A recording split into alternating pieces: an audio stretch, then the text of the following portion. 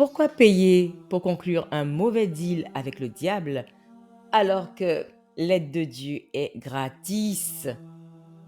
Par ignorance, tout simplement. La même ignorance qui peut nous détruire si nous ne connaissons pas la nature des entités qui nous entourent ou dirigent le monde. Le diable veut se substituer à Dieu en volant toute la gloire et l'amour destinés à Dieu. Pour ça, il va chercher à faire des pactes avec les humains, il va faire des contrats plus ou moins facilement avec certains humains. Une personne frustrée depuis longtemps par des échecs répétés, qui sont créés par le diable lui-même, avec des complices humains, peut être une proie très facile pour le diable parce qu'elle se sent fatiguée d'avoir attendu une chose qui n'arrive pas et elle lâche prise. Vous avez déjà dû entendre l'histoire de ces stars qui réussissent du jour au lendemain après de longues années d'échecs avec un contrat spécial. Mais le prix à payer peut coûter très cher.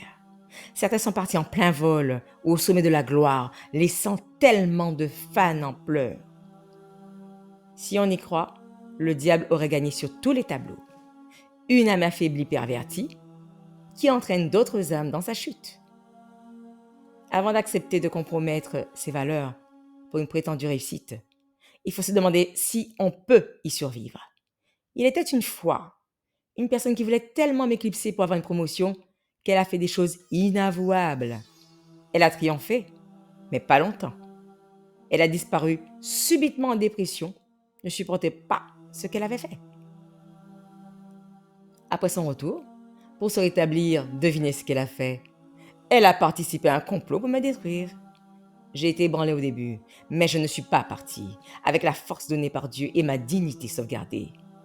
J'ai tenu bon. Et croyez-moi, ironie de l'histoire, dernièrement, cette personne qui n'est pas à sa place dans son poste actuel s'est lamentée auprès de moi avec nostalgie des collègues compétents partis à la retraite.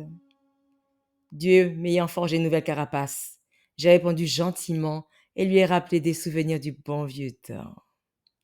Comment on dit ça déjà?